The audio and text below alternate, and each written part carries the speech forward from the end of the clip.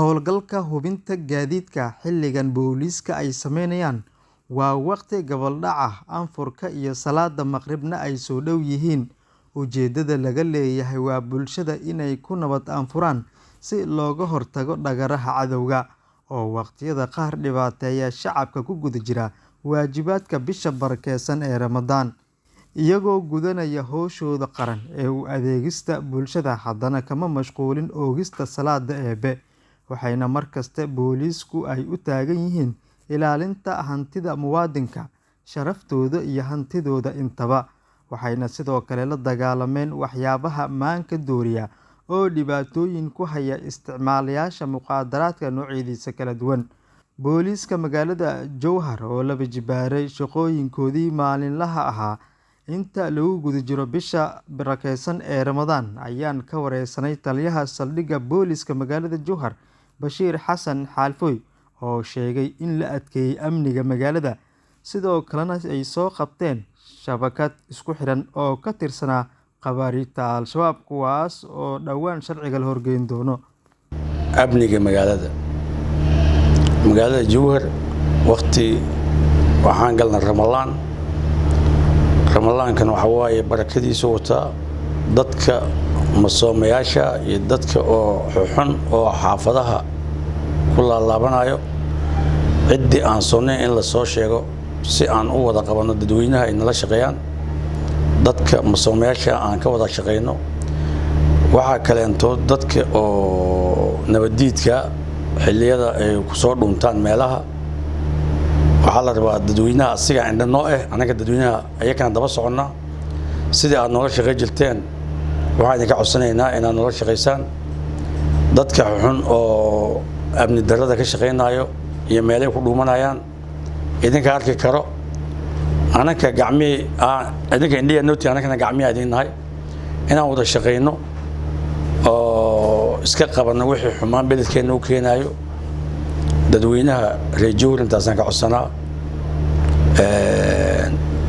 ciidamada ka imaanayo banaanyada ee soo gelaya beledka, waxaan leenahay ciidamada saraakiisha xukunto inay ciidamo la og yahay hubkooda beledkan lagu soo deynayna xaruntooda ay geysanayaan, ayagoo shacabka caadiga beledka soo gelayo hub beledkan la dhex wareegayn ay soo fasaxaan.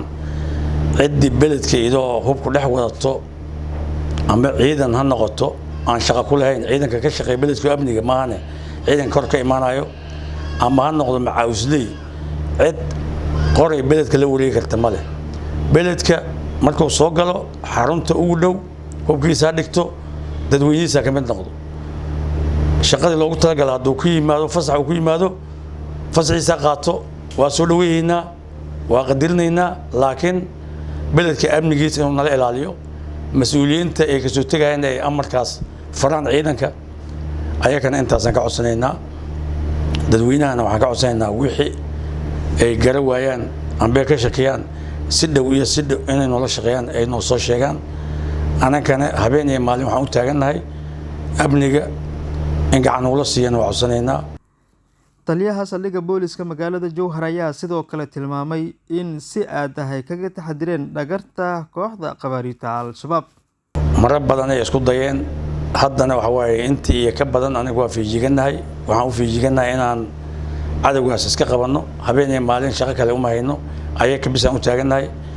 waxa waaye dadkeenana nala shaqeynaa, aniga dadka la shaqeynaa guuleysanayo waa jiraan. sidii oo bilyahanba waa ogtihiin sidii shabakad oo isku xiran oo beledkan amni darro ku haysay, sidii loo helay loo qabtay, waxbaa isfurfuray.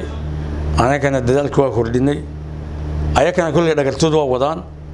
marka waxa waaye nimankaas iyo anaka waxaa naga dhexayso uun wax ilaahay ogyahay, ayakuna waa ogyihiin, anaguna waa ognahay.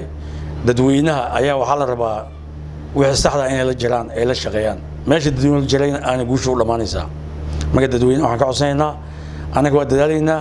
howlgalka waxaan u kordhinno waxa waaye in aan cadowga aan ilaalinno oo meeshay galaan aan ka dabagalno. dadweynaha waxaan rabnaa inay indha noo noqdaan, anagana gacmihii qabanayaan u nahay oo isla shaqeyno, gacmo wada jir wax ku gooyaan. anaga dadweynaha noo indho ayaka la shaqeynaynaa, ayakana wax ku nahay. waxaan filaynaa haddaan iskaashano inaan wax noo soo geli karin insha Allah. Booliska magaalada Jowhar ayaa inta lagu guda jiro bisha barakeysan ee Ramadaan waxa ay kordhiyeen howlgallada lagula dagaalamayo waxyaabaha maanka dooriya iyo dadka loo yaqaan masoomayaasha. Cabdiraxmaan Xuseen Cumar Wadani, Telefishinka Dowladda Hirshabelle, Jowhar.